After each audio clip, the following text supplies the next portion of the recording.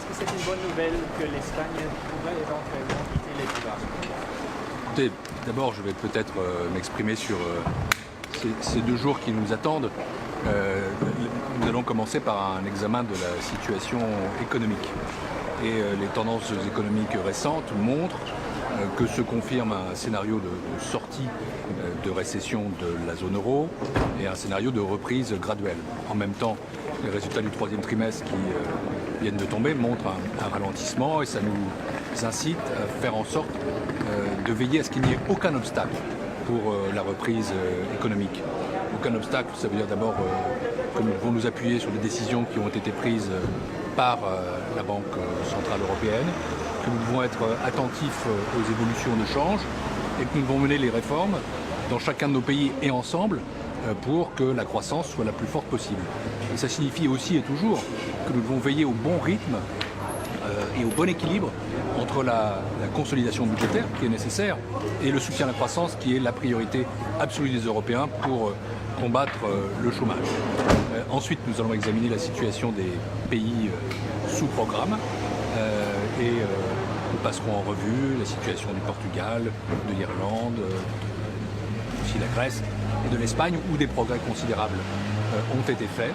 Et nous devons être toujours dans la même démarche s'agissant de la France, qui est de dire que lorsqu'un pays européen tient ses engagements, alors nous devons faire preuve à son égard de compréhension et de soutien. Ce qui signifie que, en effet, des pays qui quittent les programmes, c'est une bonne nouvelle.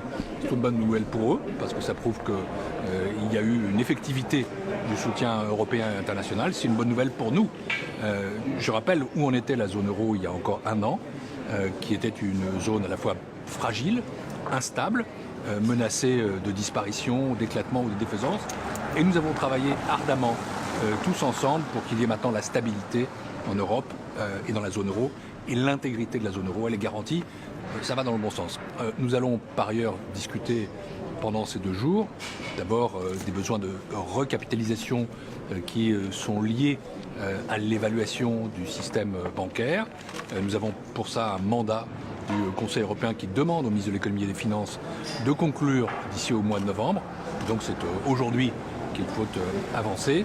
Et à cet égard, je rappelle que la France continue de dire qu'il faut bien sûr définir ce qu'est l'ordre des recours que l'on peut utiliser, mais qu'il ne faut pas exclure précisément en dernier ressort et qu'il faut même prévoir la possibilité de recapitalisation directe de banques qui en auraient besoin par le mécanisme européen de stabilité. On ne commence pas par là, mais ça peut être un dernier ressort ou un dernier recours.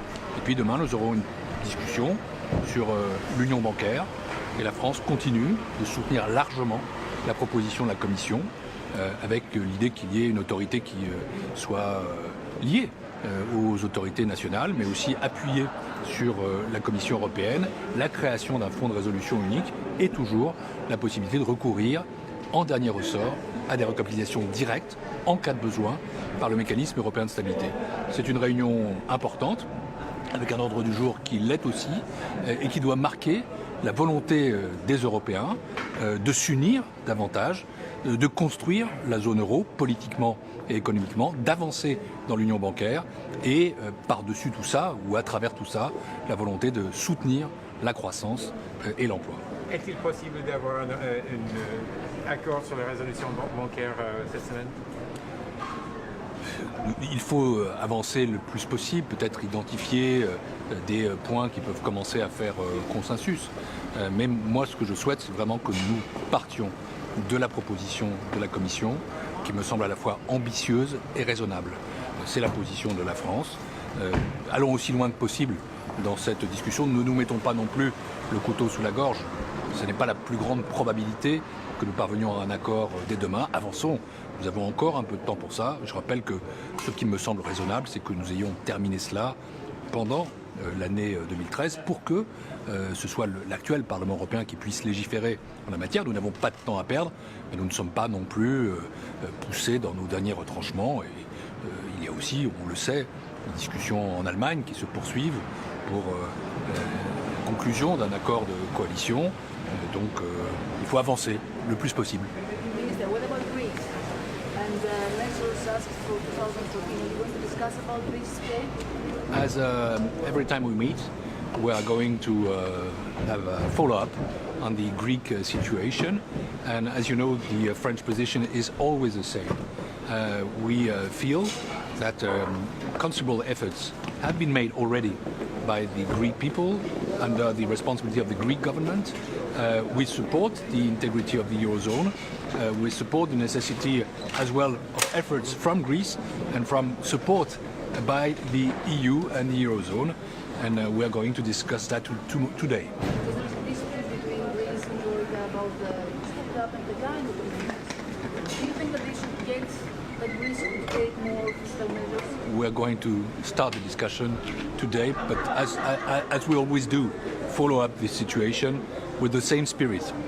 Efforts, when they are efficiency, must be, of course, thanked and welcome. And at the same time, we fight for the integrity of the Eurozone and for the recovery of this country, which is obviously a friend of all Europe, especially of France. Une question sur l'Allemagne. Hier, la Commission a décidé de lancer une enquête approfondie sur les excédents excessifs allemands. C'est une question qui se pose en France depuis plusieurs années. La question a été posée sur les déséquilibres que ça pourrait provoquer en Europe. Vous trouvez que vous dites c'est enfin c'est normal que la Commission se pose cette question? Je veux rester très factuel. La Commission, elle a pour tâche de regarder ce que sont les déséquilibres dans la zone euro. Et donc, elle a besoin de connaître la situation de tel ou tel. Il peut être logique qu'à un moment, tel pays ait un déficit de son commerce extérieur qui doit être contenu et il faut se battre pour le réduire. Il peut être logique aussi que tel autre pays qui a des caractéristiques démographiques différentes ait un excédent, mais qui doit aussi être contenu. Donc la Commission européenne veut disposer des instruments pour connaître et pour analyser. Je pense en même temps que derrière ça, la question qui est posée, et c'est celle que pose la France depuis longtemps, c'est celle de la coordination des politiques économiques. Comment pouvons-nous faire, c'était une des questions qui était soulevée au G20, pour avoir une approche coordonnée, harmonieuse, commune de la croissance dans le monde et en Europe. Et ça suppose que les pays qui sont en déficit, la France en est un, fassent des réformes structurelles pour réduire les déficits budgétaires, pour redresser les comptes publics, pour redresser la compétitivité. C'est un combat que mène le gouvernement français sous la responsabilité du président de la République. Et ça suppose aussi que les pays qui ont des excédents courants très importants de leur part puissent envisager de leur côté d'accroître leur demande intérieure.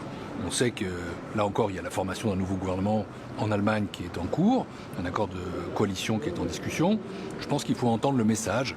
On a besoin d'une approche coordonnée pour la croissance en Europe, ce qui suppose que les pays en déficit fassent leur travail de réduction des déficits, de redressement des finances publiques, de redressement de la compétitivité, et ce qui suppose de l'autre, en effet, que la demande intérieure puisse être soutenue dans les pays qui ont des excédents forts. D'accord. Le message que vous retenez, c'est que c'est avant tout un signal politique de la part de la Commission envers l'Allemagne?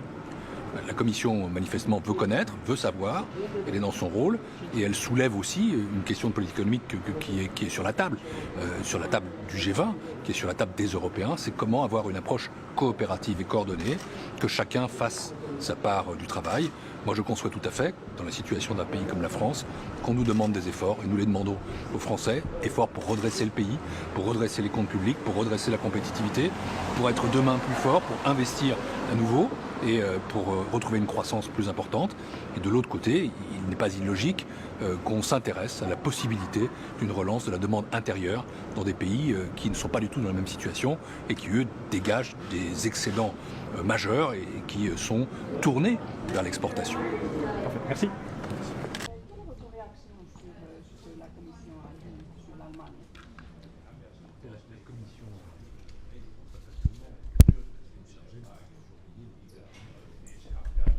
Elle a besoin pour ça d'avoir des outils de connaissance. Il n'est pas illogique qu'elle se saisisse de son rôle. Pour le reste, ça nous appelle surtout à une réflexion commune sur ce que peut être une politique économique coordonnée en Europe et dans la zone euro. Et d'ailleurs, dans l'ensemble du G20, ça suppose que les pays qui ont des déficits, et la France a des déficits, aussi bien de son commerce extérieur que de ses finances publiques, mènent un travail de redressement. Redressement des comptes publics, et nous le faisons. Redressement de notre appareil productif, et nous le faisons aussi. Travail pour la compétitivité, donc nous faisons des réformes. Et de l'autre côté, il n'est pas illogique qu'on s'interroge sur la possibilité d'avoir un effort fait en termes d'accroissement de la demande intérieure dans des pays qui, eux, ont des excédents commerciaux très importants, qui ont fait des réformes et qui sont tournés principalement vers l'exportation. Je pense que c'est comme ça que je prends les choses. La Commission est dans son rôle, s'agissant de connaître les faits. Il y a un débat de politique économique qui est soulevé, qui ne doit pas être grandi, qui ne doit pas être grossi. Il ne s'agit pas de sanctionner, mais il s'agit de réfléchir ensemble à la meilleure façon d'avoir une croissance plus forte, plus harmonieuse, plus coopérative, plus coordonnée dans l'Union européenne.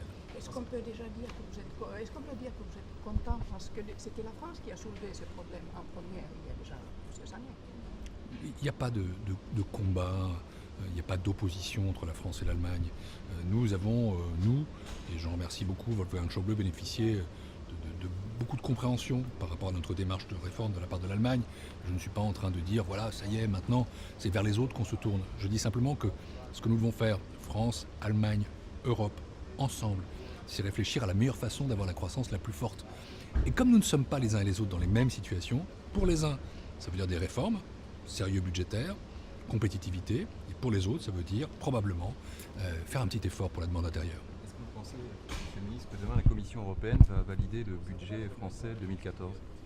Je le crois et je l'espère, mais on aura l'occasion de se revoir.